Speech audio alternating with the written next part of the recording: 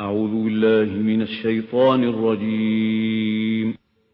بسم الله الرحمن الرحيم. لقد أرسلنا رسلنا بالبينات وأنزلنا معهم الكتاب والميزان ليقوم الناس بالقسط. صدق الله العظيم.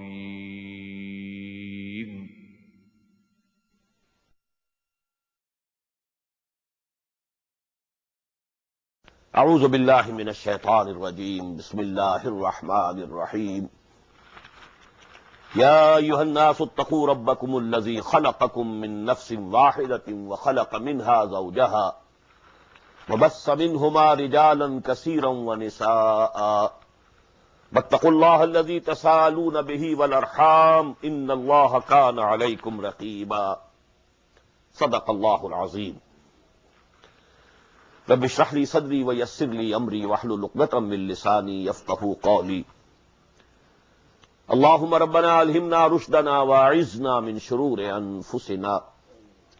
اللهم أرنا الحق حقا وارزقنا اتباعه وأرنا الباطل باطلا وارزقنا اجتنابه. اللهم ارحمنا بالقرآن العظيم. اللهم اجعله لنا إماما ونورا وهدى ورحمة. اللهم ذكرنا منه ما نسينا وعلمنا منه ما جهلنا وارزقنا تلاوته آناء الليل وآناء النهار واجعله لنا حجة يا رب العالمين. آمين.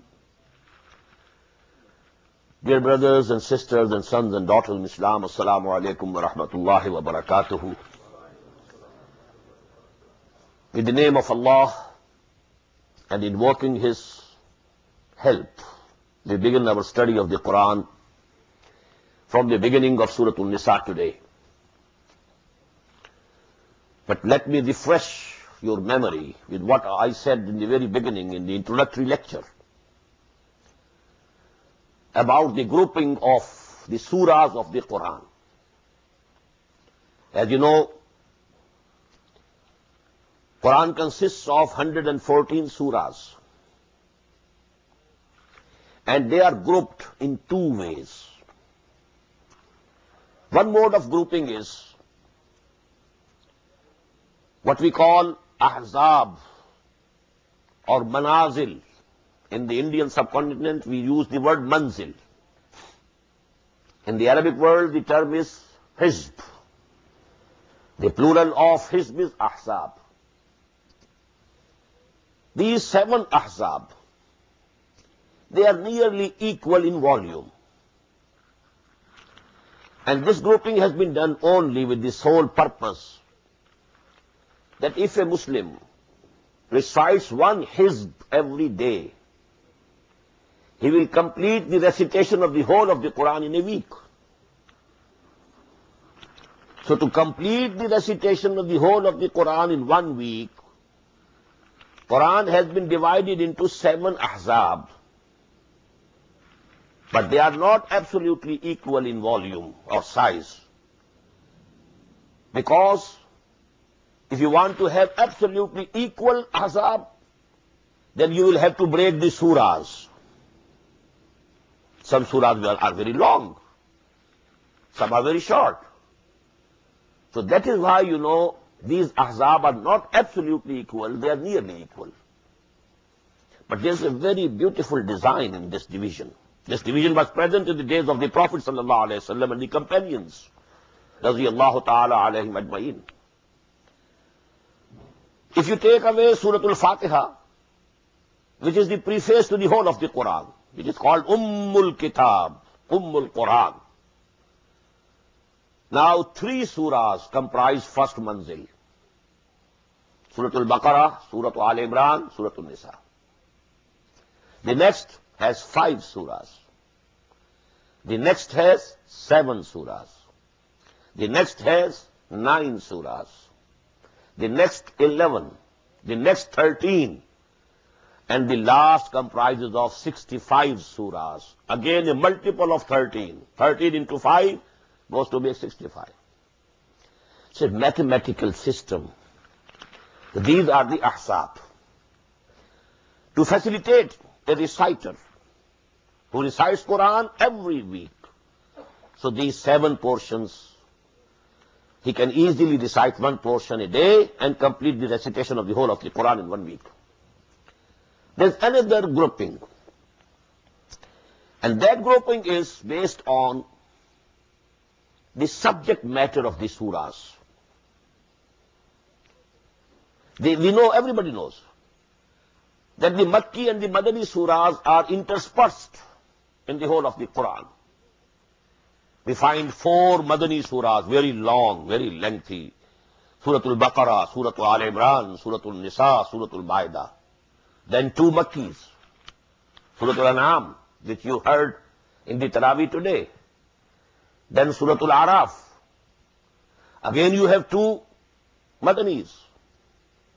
Which are they? Suratul Anfal, Suratul Tawbah.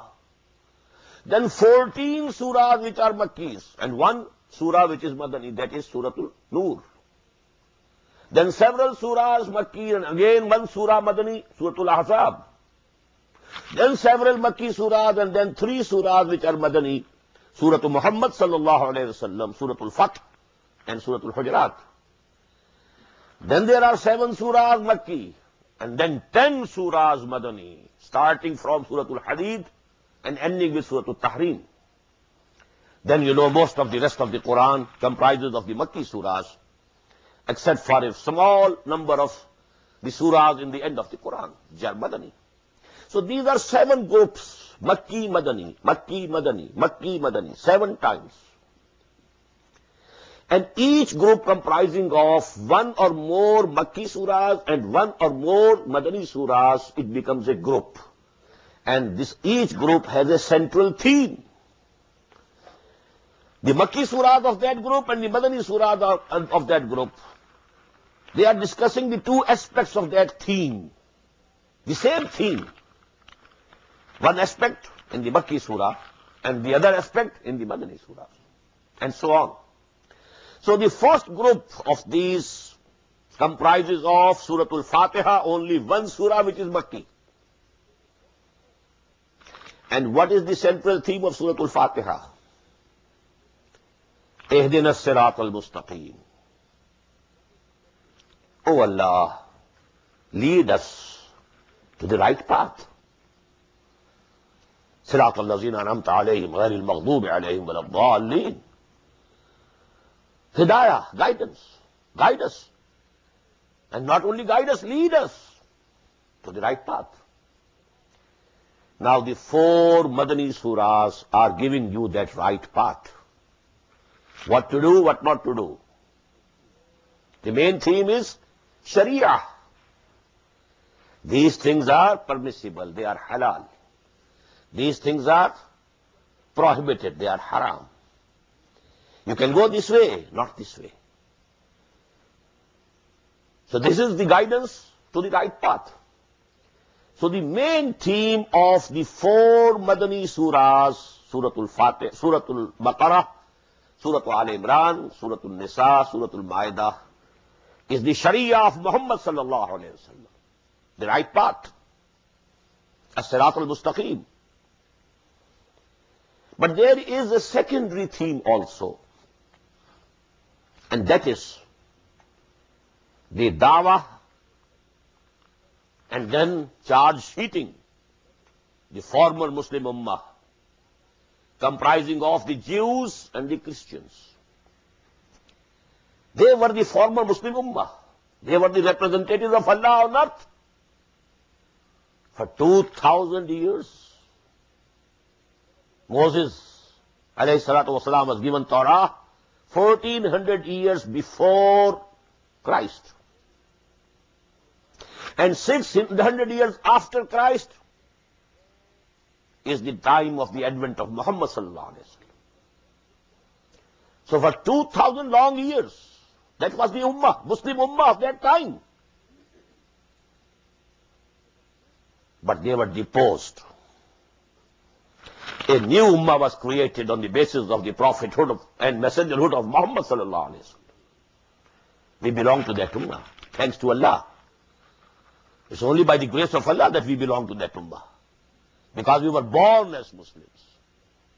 It's only the grace of Allah subhanahu wa ta'ala. But why that former ummah was deposed?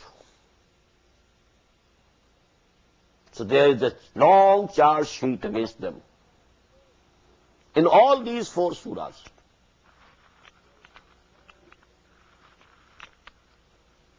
So these 4 surahs now, as I told you, has 2 themes. Number 1, the Sharia of Muhammad sallallahu alaihi wasallam. And number 2, the dawah and the charge sheet. When they are deposed, are they doomed forever? No. The gate of the mercy of Allah is open for them also. They can also join this ummah. There is no bar. They can believe in Muhammad sallallahu alaihi wasallam. They can believe in Quran. The moment they do it, they become a part and parcel of this ummah. Asa rabbukum an yarhamakum wa in udtum udna. This is the ayah in Surah Bani Israel, which is the Makki surah. Your Lord is still ready to have mercy upon you. Don't think you are doomed forever. You have been deposed from that position due to your misdeeds.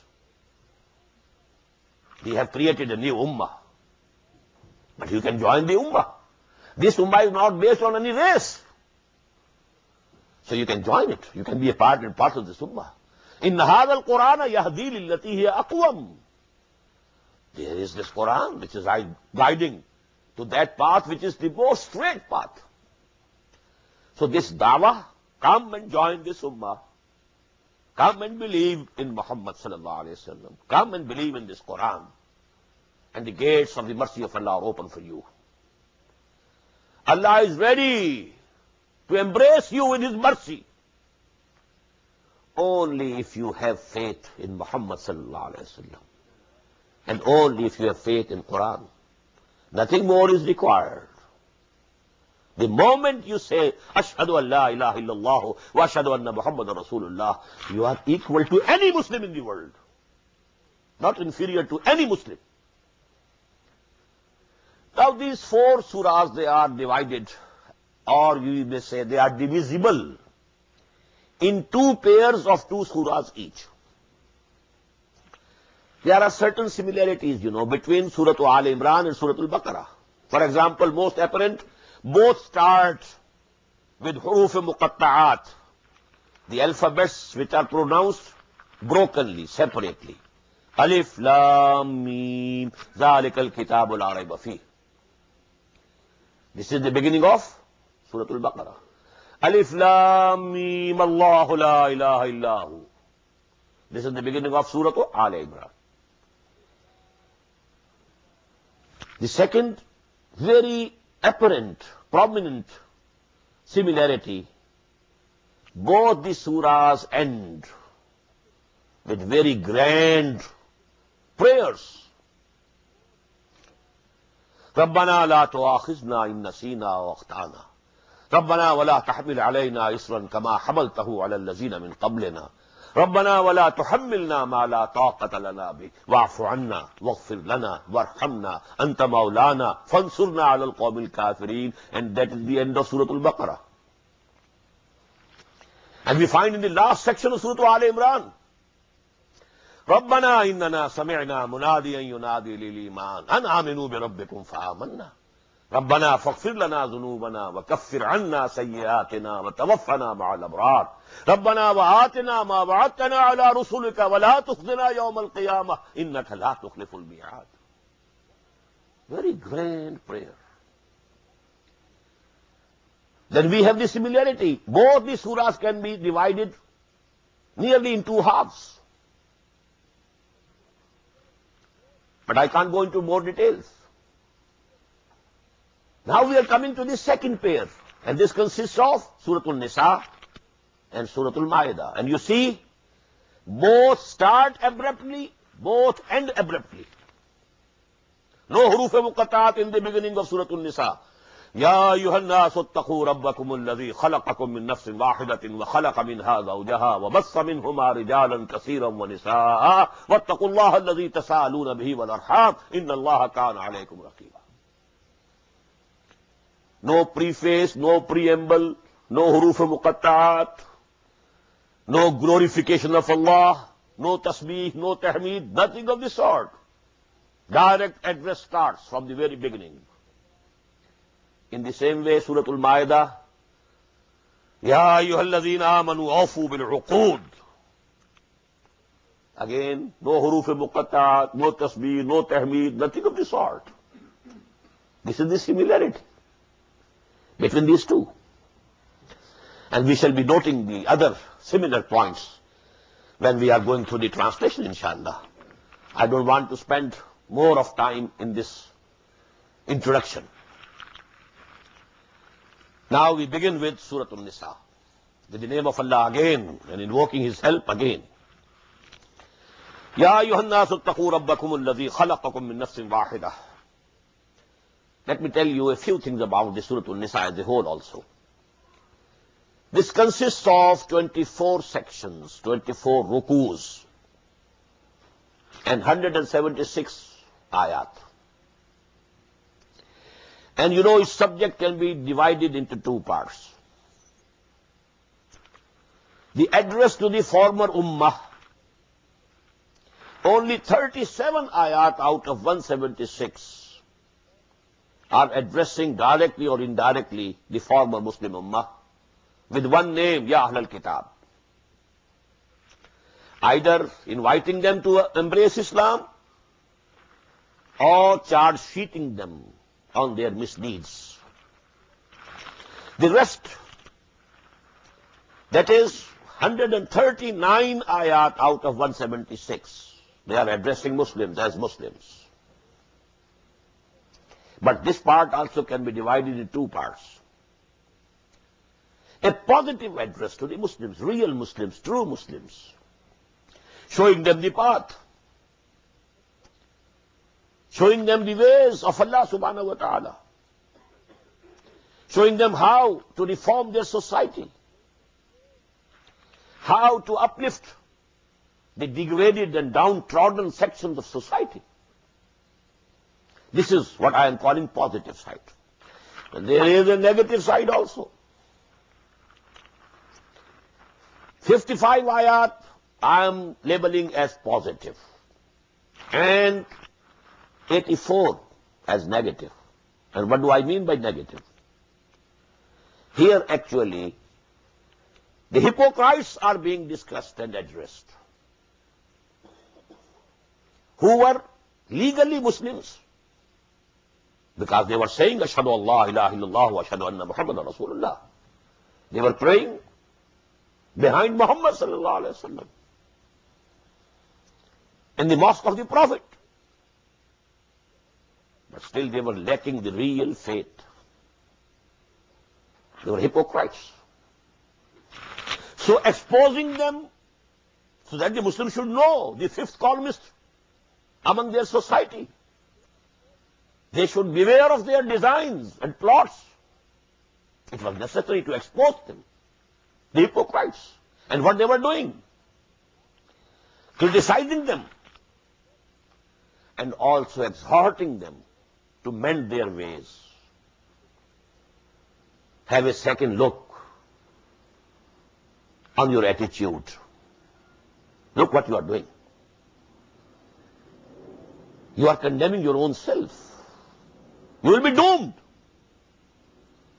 Although you will think that you are Muslims, you will not be accepted and acknowledged as Muslims on the day of judgment by Allah subhanahu wa ta'ala.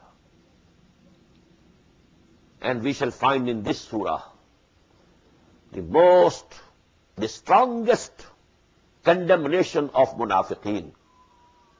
Innal munafiqeen fi ad-darki al-asfali min an-nar. These hypocrites will be in the lowest portion, lowest section of Jahannam, of the hell. They are more hated by Allah subhanahu wa ta'ala than the kuffar. A kafir is openly kafir. If he's enemy, he's an open enemy. If he attacks you, he's attacking from front. But a munafiq, a hypocrite, he's a hidden enemy. Just like a snake that you are carrying. It can bite you anywhere, at any time.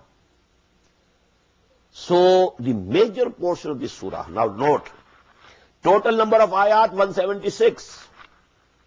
Out of these 176, 84 ayat, nearly half of this surah, that consists of dealing the subject of nifaq, criticizing the munafiqeen, exposing them so that the Muslims should know and recognize the danger that they are facing from the hidden enemy within their ranks, in their society. And also advising them, exhorting them to mend their ways.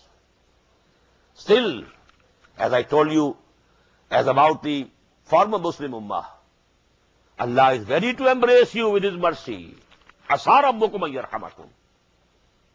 So, Ya ayyuhalladhina aminu billahi wa rasulihi wal kitabi alladhi nazala ala rasulihi wal kitabi alladhi anzala min qabl. Oh, you who profess to believe, but don't believe really, have real faith. There's still time to mend. You can save yourself from the eternal punishment of the hereafter, lest this time should finish. So this is the analysis of this surah. Now we are beginning with the first part, but note one point more. These sections, they are interwoven with each other. First 43 ayat are the positive address to the Muslims. Do this, don't do this, don't do this. You have to respect the women folk. You should look after the orphans. You should divide, whatever some deceased has left, the property must be divided according to the rules of the Sharia, and so on.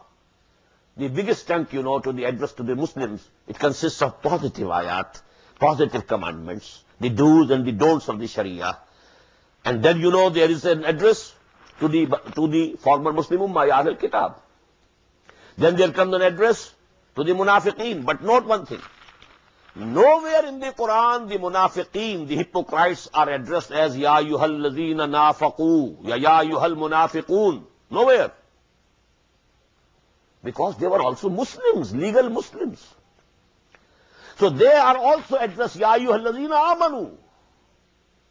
Oh, you who profess to believe, but lack the real belief. But these things are in bracket, not in express verse. Only you have to ponder over the subject of the ayat to decide whether the addressee of this ayat is the Muslim Ummah, the real mu'min, or the addressee of these ayat are the munafiqun. So that you have to know for yourself. Now starting from the first section. Ya ayyuhan nasu attaqu rabbakum alladhi khalaqakum. O mankind, have taqwa of your Lord, your Master, your Rabb. Now to translate this word taqwa is very difficult, rather impossible.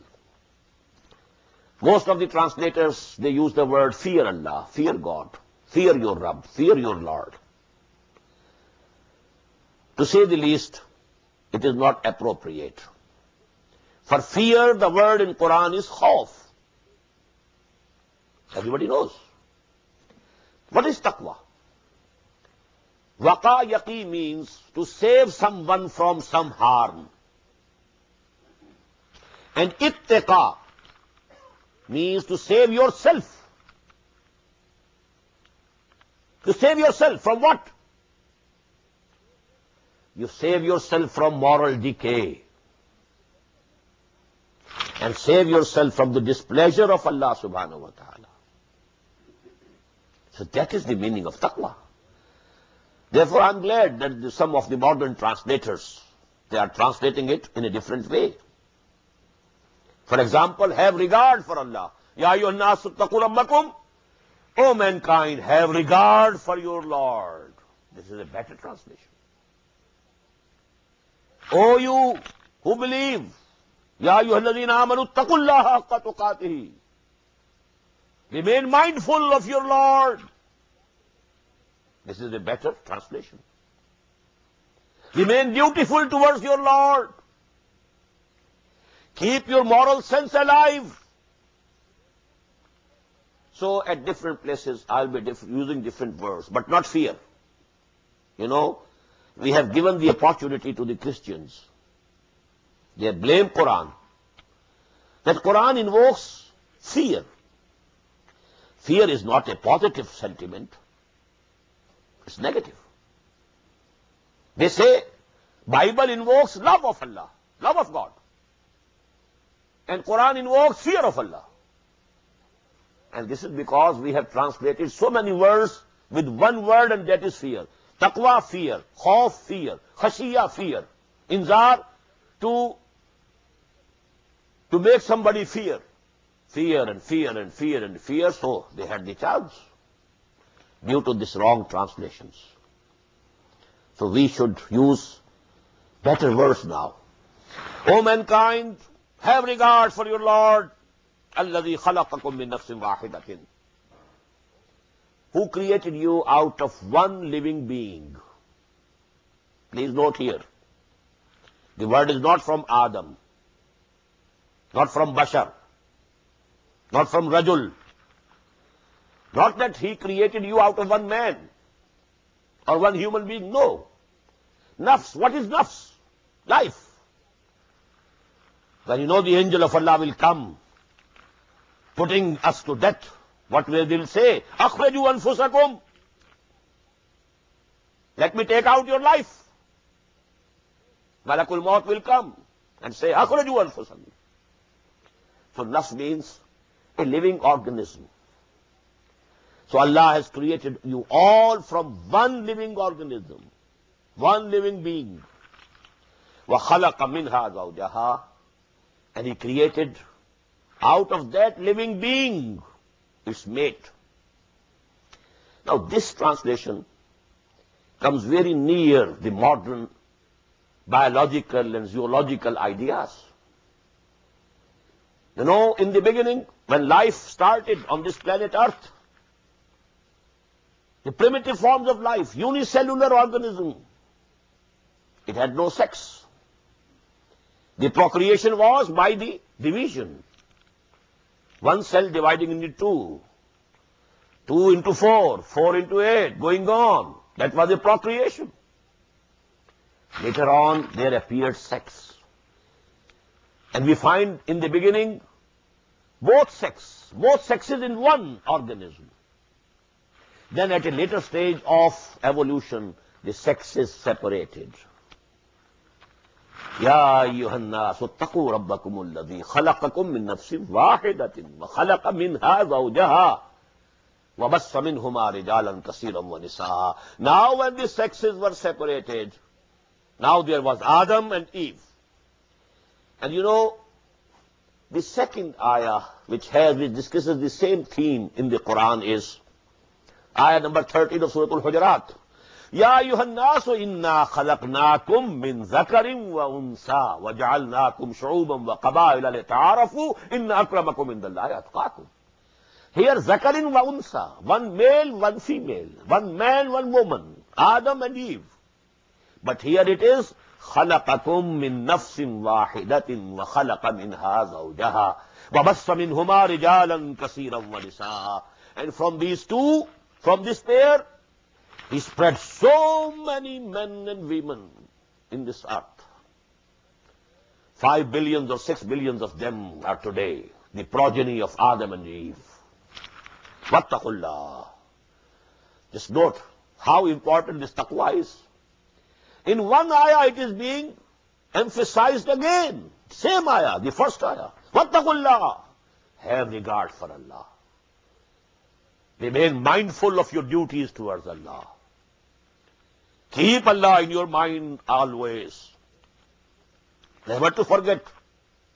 Wattaqullah allazi tasaaluna bihi. In whose name you ask each other. If some beggar is asking you for some alms, what does he say? Allah ke naam pe. In the name of Allah, please give me. In the name of Allah, please forgive me also if you want to have forgiveness from somebody. I'm sorry, please forgive me. In the name of Allah, I appeal to you. So if you have to appeal to each other and you ask each other any favors with the name of Allah, so you must keep Allah. Be yourself dutiful to Him. Be yourself obedient to Him. وَاتَّقُوا اللَّهَ الَّذِي تَسَأَلُونَ بِهِ وَالْأَرْحَامَ. And you must respect the relationship related to the wombs, the womb of the mother. Sons and daughters are coming from the same place. They have a relationship due to the womb of the mother, brothers and sisters. Now you rise up. The womb of the grandmother. Here the cousins, they join together. Go on ascending. And you will reach the womb of Eve, alayhi salatu wassalam. And the whole of mankind comes within the folds of a universal brotherhood. This is the relationship of the womb. Because I told you, the reformation of this society, that is the main subject of these first 43 ayahs of this surah. And what's the basis of society? The basis of society, the unit of society is a family. I read, today there was a very big ad, full page ad, in New York Times, perhaps yesterday or day before, from the American Family Association, perhaps. Now they are very much fearful. This institution is breaking. It has decayed. Even the President of the United States of America said that very soon the majority of the American nation will consist of bastards, born out of any legal wedlock. One parent family. The family has gone to ruins. To reform this family, to make it a very strong institution. Because, the wall is made of blocks or bricks. If each brick is strong, then the wall will be strong. So this society is composed of families. If each family is strong, disciplined, organized, then the whole society will be organized and disciplined. And this family, what joins them is the wombs of the mothers. Wal arham, just note how much importance Quran is stressing on this kingship, this relationship due to wombs. وَاتَّقُوا اللَّهَ الَّذِي تَسَأَلُونَ بِهِ وَالْأَرْحَامَ. Here you have to use the word ittaqu again. وَاتَّقُوا الْأَرْحَامَ. وَالْأَرْحَامَ. It is maf'ul. وَاتَّقُوا اللَّهَ. Have regard for Allah. وَاتَّقُوا الْأَرْحَامَ. And have regard for this relationship based on the wombs of your mothers. إِنَّ اللَّهَ كَانَ عَلَيْكُمْ رَقِيبًا. Verily Allah subhanahu wa ta'ala is watchful over you. He is seeing you, watching you, what you are doing. وَآتُوا الْيَتَامَى أَمْوَالَهُمْ. The second downtrodden section of the society, orphans. Women and then orphans. The women have been exalted. The womb of the mother brought closer to Allah subhanahu wa ta'ala. وَاتَّقُوا الْأَرْحَامَ. وَاتَّقُوا اللَّهَ الَّذِي تَسَأَلُونَ بِهِ وَالْأَرْحَامَ. You know the position of the mother, the respect that you must show to her. Al-Jannatu tahta aqdamil ummahat. The Prophet said, paradise is under the feet of the mothers. Now the second section, downtrodden, oppressed. Atul yatama amwalahum. Hand over to the orphans their properties and belongings. If somebody has died, he has left orphans, they are still minor, they can't look after their affairs, the whole thing goes in the hands of the uncles. And now those uncles are not paying and giving away, giving over the property of the orphans to them. They are eating it up. So these are now deprived. وَآتُوا الْيَتَامَى أَمْوَالَهُمْ. You must hand over the property of the orphans to them. وَلَا تَتَبَدَّلُوا الْخَبِيثَ بِالطَّيِّبِ. Don't change anything which is bad of your possessions with something which is good in their possession. I will give these things to him. Well, the bad things I can change, I can place here. I will complete the number of this orphan. Your father had left 10 camels. Well, I have given you 10 camels, but not the good camels that the father had left, but the weak ones, the diseased ones. وَلَا تَتَبَدَّلُوا الْخَبِيثَ بِالطَّيِّبِ وَلَا تَأْكُلُوا أَمْوَالَهُمْ إِلَىٰ أَمْوَالِكُمْ. Don't try to eat up their property by mixing it with your own property. When you intermix the two, then it's very easy to be dishonest. You must keep the property of the orphan, which is under your guardianship, separate, discreet. Don't mix it with yours, so that you can, knowingly or unknowingly, you misuse your authority and you eat up their property. إِنَّهُ كَانَ حُوبًا كَبِيرًا. Verily, it's a very big crime in the eyes of Allah. وَإِنْ خِفْتُمْ أَلَّا تُقْسِطُوا فِي الْيَتَامَى. And if you fear, you are afraid that you will not be able to do justice to the orphan girls. This ayah is very important because some of the people who don't believe in hadith or sunnah of the Prophet, the munkareen of sunnah, they have misinterpreted this ayah. The real interpretation comes from a hadith from Aisha radiyallahu ta'ala anha. And we shall see that very explanation is given by Quran itself in ayah number 127 of this very surah. We shall read it, inshallah. What is the background of this ayah? Because, if somebody had minor orphan girls under his guardianship, and that minor girl had some property also which was left over by her parents. Now a person who is the guardian marries her. There's no need of giving any dowry. She is under your control. She is already under your thumb. And there's nobody to ask for her rights. You can treat her as you like. Because she was an orphan. She didn't have anybody, any father, any brothers to look after her rights. So they used to do it. Well, this is the orphan.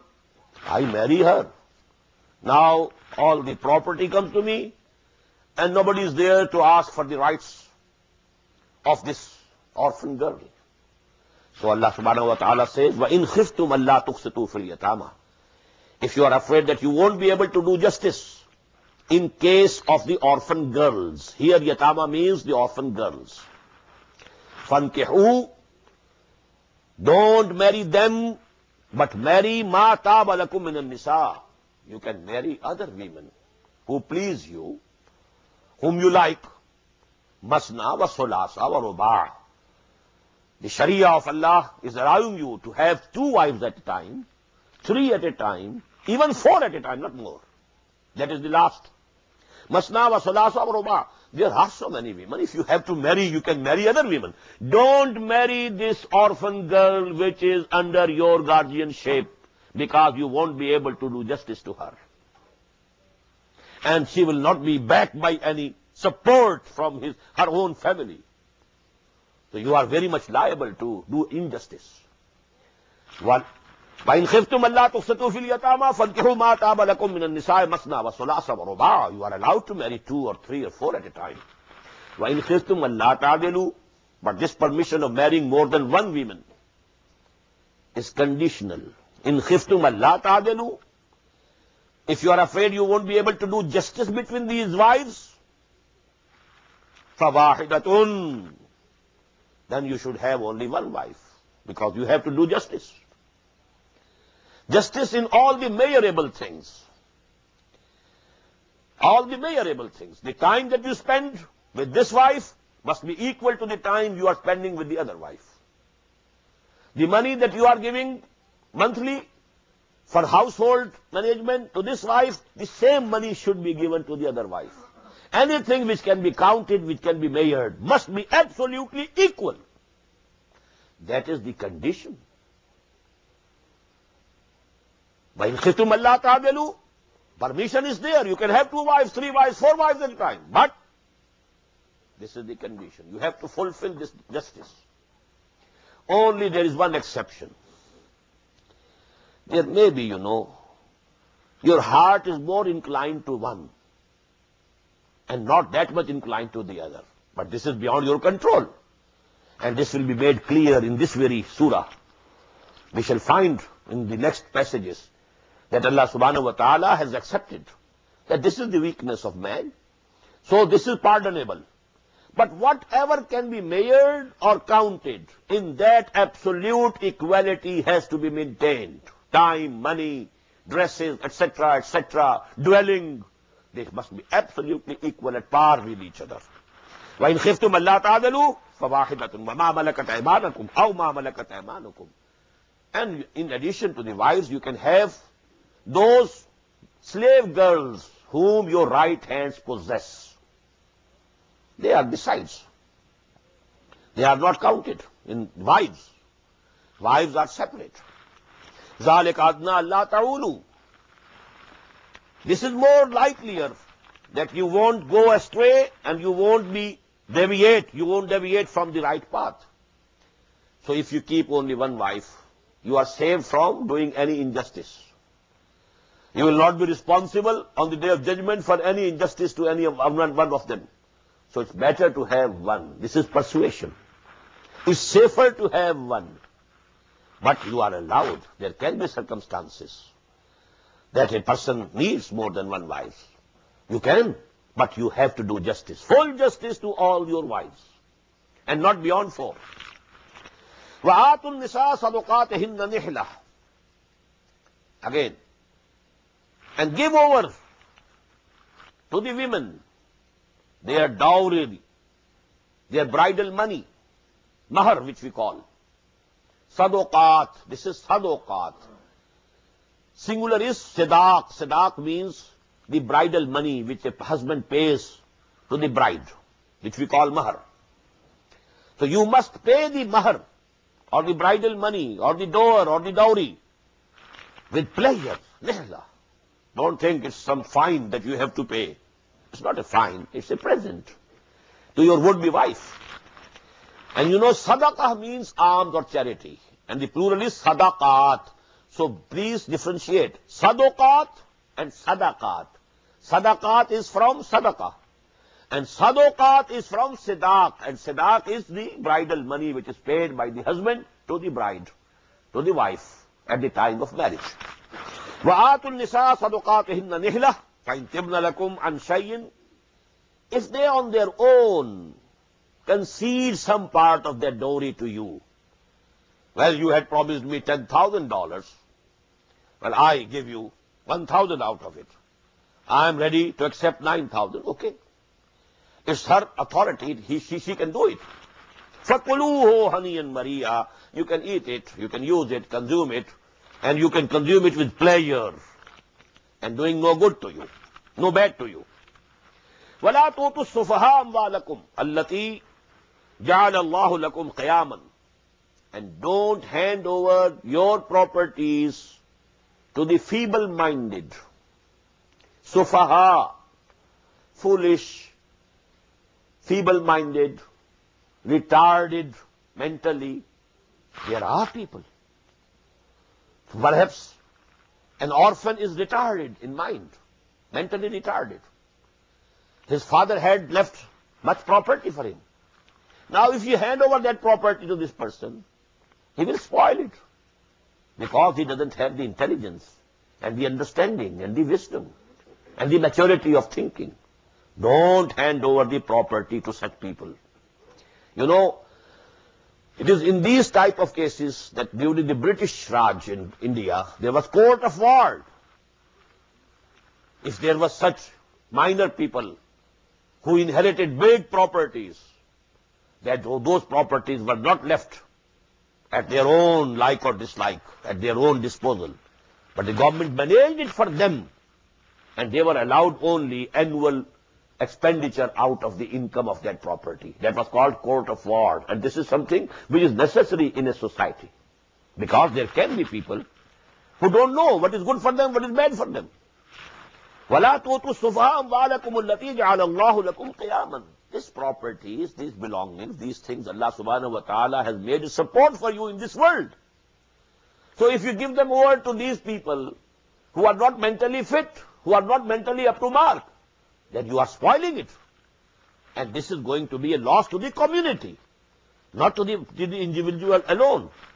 وَارْزُقُوهُمْ فِيهَا. But you feed them from that. وَاكْسُوهُمْ, and clothe them. Give the proper clothing, give the proper food out of the income of that property. وَقُولُوا لَهُمْ قَوْلًا مَعْرُوفًا, and say to them kind words. Don't be harsh to them, although they are mentally retarded. But don't be harsh to them. You have to treat them gently.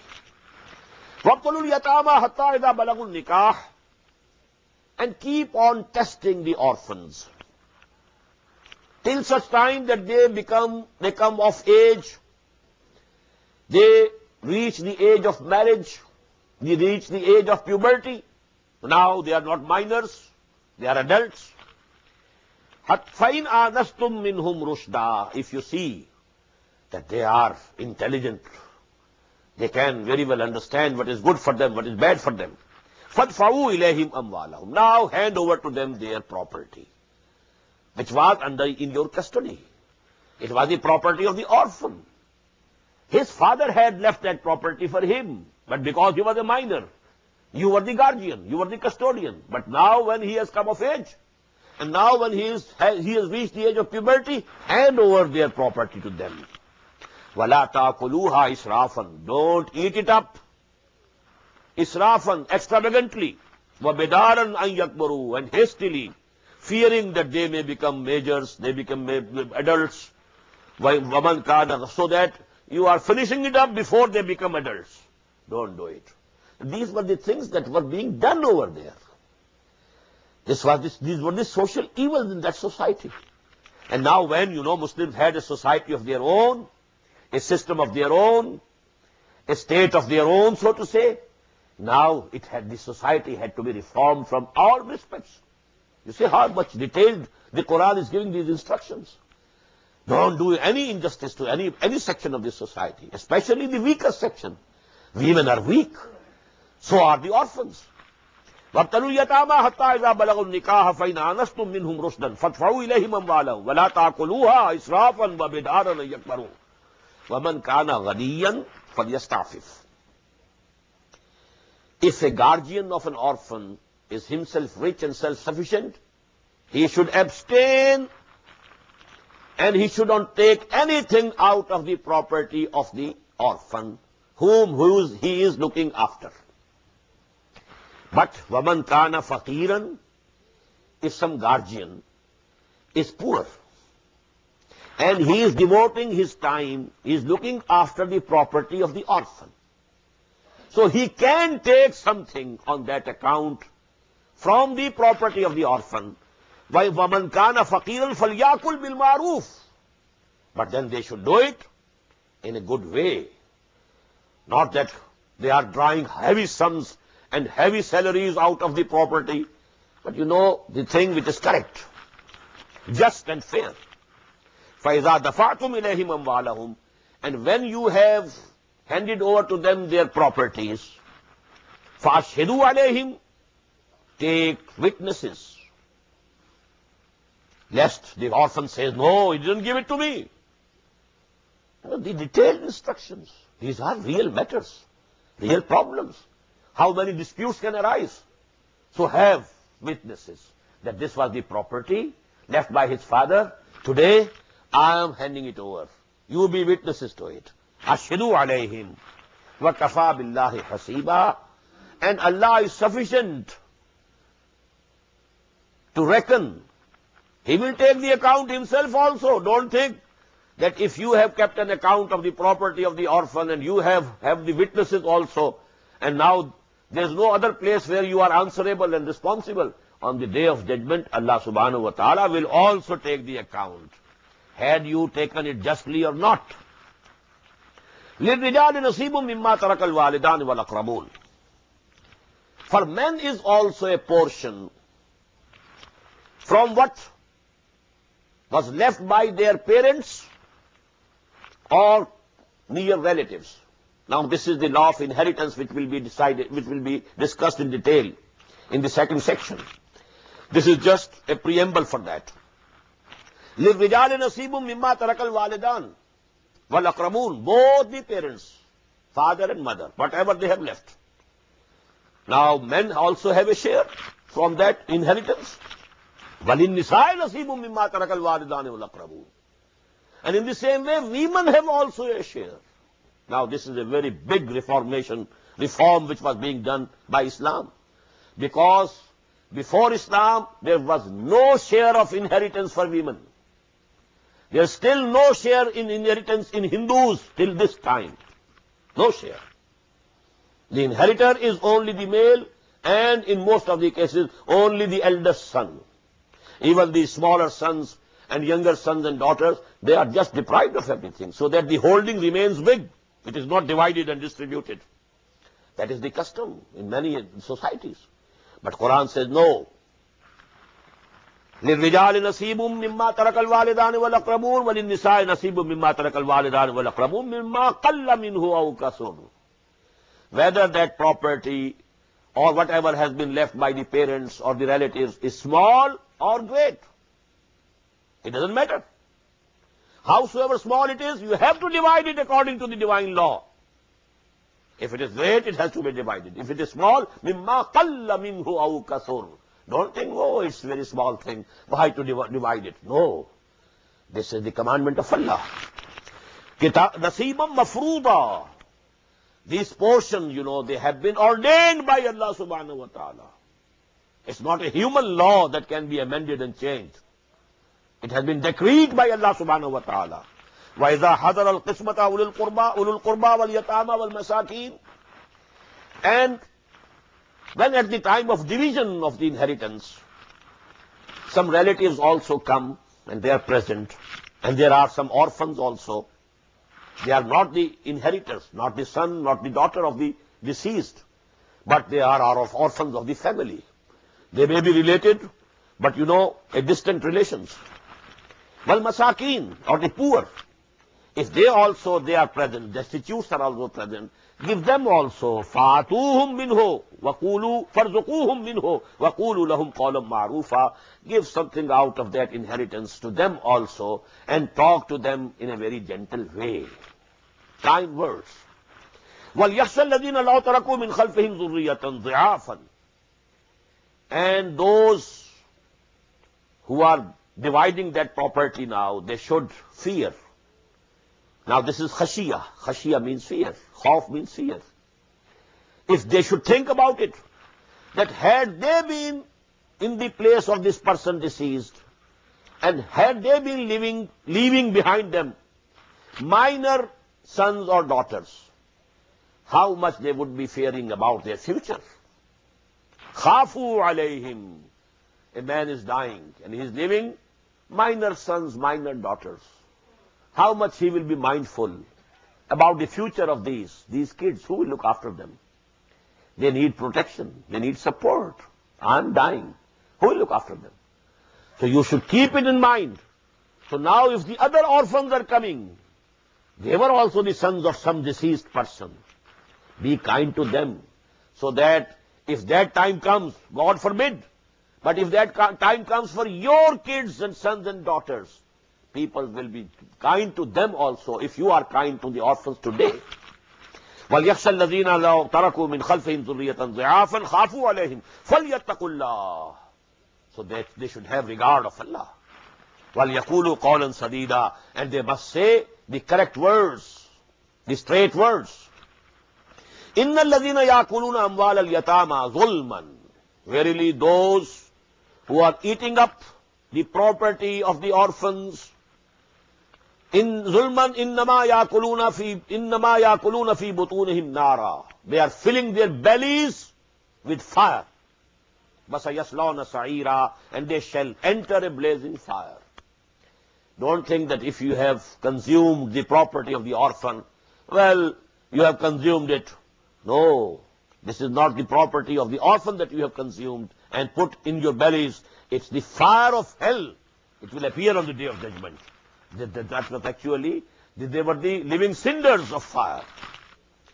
Yusikumullahu fi awladikum. I think we should take 1.5 hours in this session, or maybe 2 hours, because we can't say 4 Taraweeh with only 10 ayat. So we have to say at least 4 Taraweeh. For that we must have some ayat, So let it be 2 hours. Yusikumullahu fi awladikum. Allah subhanahu wa ta'ala enjoins upon you regarding your children. لِلذَّكَرِ مِثْلُ حَظِّ الْأُنْثَيَيْنِ. This is a very profound place of the Quran. This section consists of only 4 ayat. And in 2 ayat, the whole law of inheritance has been stated here. And people, who are experts on this law of inheritance, they have written full volumes, full books based on these 2 ayat. They are so profound. It's a miracle of Quran. Yusikumullahu fi awladikum. Now this is the beginning of the law of inheritance in Quran. Allah subhanahu wa ta'ala enjoins upon you about your sons and daughters, your children. Number 1 thing, لِلذَّكَرِ مِثْلُ حَظِّ الْأُنْثَيَيْنِ. For the male, there is a portion equal to the portion of 2 females. This is one principle, basic principles. For the son, twice the share of the daughter. For the father, twice the share of the mother. That is the general principle. For the males, that is why the word is لِلذَّكَرِ مِثْلُ حَظِّ الْأُنْثَيَيْنِ. For the males, and here it is sons, because awlad. Yusikumullahu fi awladikum لِلذَّكَرِ مِثْلُ حَظِّ الْأُنْثَيَيْنِ. The son will get the share equal to the share of 2 daughters. فَإِن كُنَّ نِسَاءً فَوْقَ اثْنَتَيْنِ. But if there are only daughters, more than 2, or even 2 also, فَلَهُنَّ ثُلُثَا مَا تَرَكَ. They will have only 2/3 of the property of the deceased, not all of it. The 1/3 will go to some other people, That is not discussed here, that is given by the hadith. فَإِن كَانَتْ وَاحِدَةً. And if it is only 1 daughter, the only daughter, no son, no other daughter, she will inherit فَلَهَا النِّصْفُ, half of the property, not the whole of the property.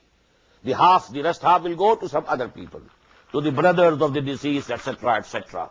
But if one daughter is the inheritor only, she will have only half. What does it mean?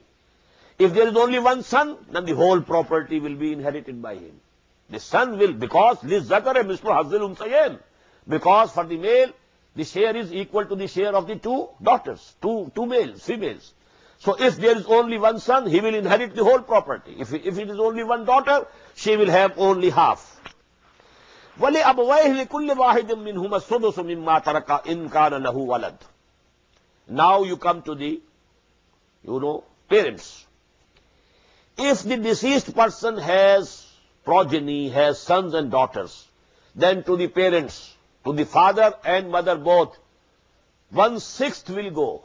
That is 1/3 in total. لِكُلِّ وَاحِدٍ مِّنْهُمَا السُّدُسُ, 1/6. From what the deceased has left, if he had some sons or daughters. فَإِن لَمْ يَكُنْ لَهُ وَلَدٌ وَوَرِثَهُ أَبَوَاهُ. And if the deceased had no sons or daughters, no offspring, now the only inheritors, the sole inheritors are the parents, father and the mother. فَلِأُمِّهِ الثُّلُثُ. Then for the mother will be the 1/3 of the whole of property. Now if the 1/3 goes to mother, what goes to the father? 2/3. Again it is complete. فَإِنْ كَانَ لَهُ إِخْوَةٌ فَلِأُمِّهِ السُّدُسُ. But if there are, brothers and sisters of the deceased, then for the mother will be 1/3, 1/6. مِنْ بَعْدِ وَصِيَّةٍ يُوصِي بِهَا. Then And this distribution will be made after, if any bequest had been bequeathed, that will be fulfilled. And after, if there was any loan on the deceased, that loan will be paid. This division and distribution will be after two things. Min ba'de wasiyatin yusi biha, or then, if there is some bequest, that has to be fulfilled. And number two, if there is some loan, that has to be paid first. And then the rest of the property will be distributed according to this law of inheritance. Abaukum wa abnaukum, your sons or your fathers, la tadruna ayyuhum aqrabu lakum naf'an. You don't know who is nearer to you in benefit, because this is Allah who knows what should go to the parents, what should go to the offsprings. This is Allah, He decides. Fareedatan min Allah. This is an injunction, this is an ordinance from Allah subhanahu wa ta'ala. Inna Allah kana aliman hakima, and verily Allah is all knowing, all wise. His wisdom is complete, His knowledge is complete, and He is giving you these instructions out of His total wisdom, out of His total knowledge. وَلَكُمْ نِصْفُ مَا تَرَكَ أَزْوَاجُكُمْ إِن لَّمْ يَكُن لَّهُنَّ وَلَدٌ. And you will have half of the property of your wives if they have no offspring. A woman dies without any offspring, no son, no daughter. Now the inheritor is this husband, but he will get half of the property. The rest of half will go to the brothers and sisters of that woman, that deceased woman. لَكُمْ نِصْفُ مَا تَرَكَ أَزْوَاجُكُمْ إِن لَّمْ يَكُن لَّهُنَّ وَلَدٌ. If the woman didn't have any offspring or children. فَإِن كَانَ لَهُنَّ وَلَدٌ. But if she had some offsprings, daughters or sons, فَلَكُمُ الرُّبُعُ مِمَّا تَرَكْنَا. Then you will inherit only 1/4 of what they have left. مِن بَعْدِ وَصِيَّةٍ يُوصِينَ بِهَا, or then, and again the same two conditions, after the bequest that she had bequeathed, and after the payment of the loan. وَلَهُنَّ الرُّبُعُ, now the opposite. وَلَهُنَّ الرُّبُعُ, and she will, and they will, and the women, the wives, they will inherit 1/4 مِمَّا تَرَكْتُمْ, of what you have left. In لَمْ يَكُنْ لَكُمْ وَلَدٌ. If you don't have any sons or daughters, then the wife will have 1/4. فَإِنْ كَانَ لَكُمْ وَلَدٌ. But if you have a daughter or a son, an offspring, فَلَهُنَّ الثُّمُنُ مِمَّا تَرَكْتُمْ, then they will inherit from your property inheritance only 1/8. Again the same principle, male and female. Rub and sumun, 1/4, 1/8. مِمَّا تَرَكْتُمْ مِن بَعْدِ وَصِيَّةٍ تُوصُونَ بِهَا, or then the same two conditions, after the bequest had been bequeathed and after the loan has been paid. وَإِن كَانَ رَجُلٌ يُورَثُ كَلَالَةً. Now there is another condition. A person who has left property and he has died, and he is kalala. What is kalala? He has no inheritor, not even in the sons and daughters, nor in the parents. We call it usul and furu'. Asl is the root. The root of the person are the parents, from where he has come. This is asl, usul. Furu', branches. Branches are the sons and the daughters. So primary inheritors are the usul, that is the parents, and the furu', and that is the offspring, sons and daughters. This is the primary inheritance. Then secondarily, wife and husband, husband and wife. So they are the first circle of inheritance. Now if a person, whether he is a woman or a man, he or she has died, she had no, or he had no sons or daughters, nor the parents were alive. Now such a woman or a man is called kalala. وَإِنْ كَانَ رَجُلٌ يُورَثُ كَلَالَةً أَوْ إِمْرَأَةٌ. In this both the cases, whether he is a male or a female, she is a female. If they don't have any sons or daughters or parents alive, وَلَهُ أَخٌ وَأُخْتٌ, but they have that kalala, that man or woman, they have either one brother or one sister. فَلِكُلِّ وَاحِدٍ مِّنْهُمَ السُّدُسُ. And now this will be very clear in the last ayah of this surah, ayah number 176, that here the sisters and brothers are those from mother side only. We say that he is my real brother. What do you mean? That father is the same, mother is the same. But if father or mother is different, only the common is one, either the father is common or the mother is common, we call them step brothers, sotele bhai behan. In Arabic, according to Islamic law, there are three types. Aini, allati, akhlafi. Any brothers and sisters are those who have common brother, common father, common mother. Number two, father is common, but the mothers are different. They are called allati. Mother is the same, fathers are different, then they are called akhlafi. So this is the case of the akhlafi. According to the Sharia, if the father is common, it is irrelevant whether the mother is common or not. They are real brothers, real sisters. Mothers may be different, because it is the male, the father, who is the decisive factor. So they are called reals. Akhyafi, for the akhyafi, where only the mother is common, fathers are different. This is the case of the akhyafi.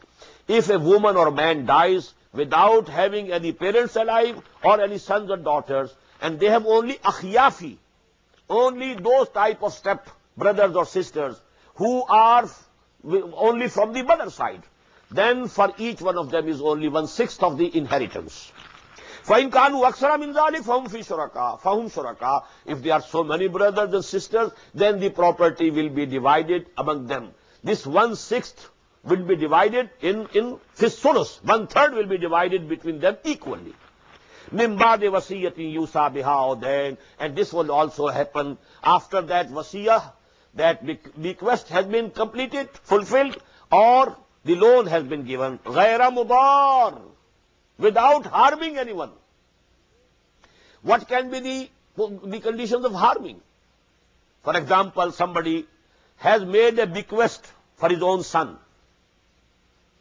He had crossed the limits of the Sharia. For those whose share in inheritance is fixed by Allah subhanahu wa ta'ala, you can't give any wasiyah for them. La wasiyat ale warisin. So if somebody has done something wrong, well, that must be rectified. The divine law will be supreme. The portions of the inheritors have been fixed by Allah subhanahu wa ta'ala. The son will get his own share according to the Sharia. The daughter will get her own share according to the Sharia. You can't make any wasiyah, any bequest in favor of the son or the daughter, or the father or the mother. This bequest can be for others, for some charity works, for some other distant relations, for some orphans, and so on. But if the wasiyah is for the waris, then it is not obligatory, but rather it is false. غَيْرَ مُضَارٍ وَصِيَّةً مِّنَ اللَّهِ.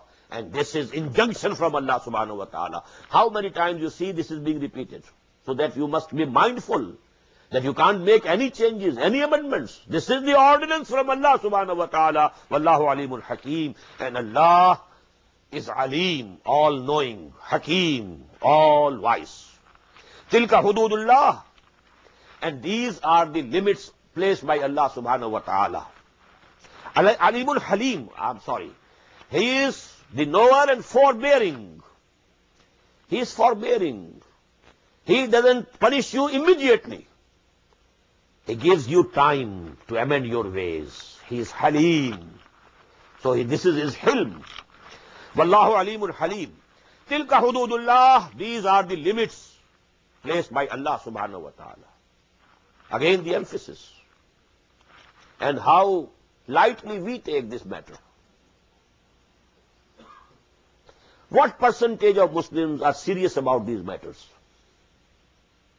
There were Muslims in India, and there must be today even in Bharat and Pakistan both and Bangladesh.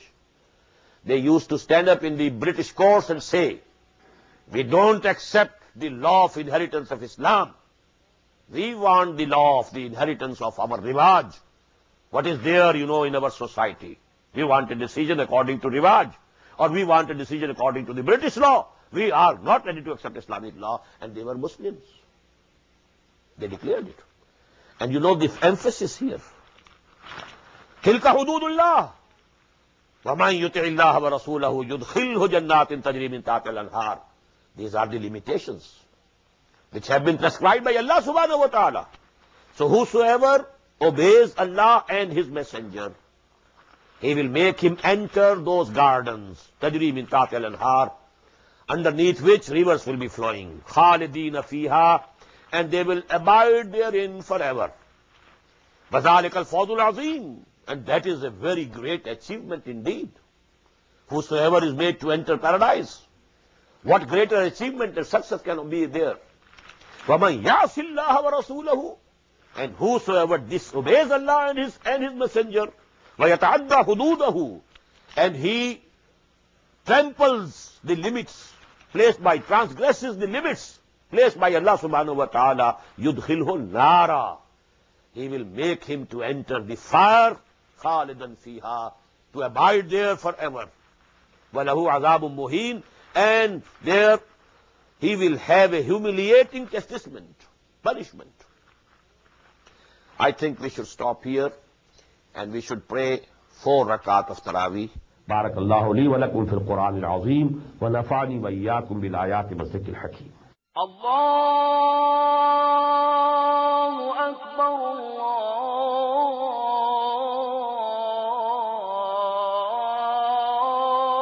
الله أكبر. The Islamic Organization of North America, IONA, is an organization dedicated to reviving the Quran into the hearts of Muslims while bringing its message to non-Muslims.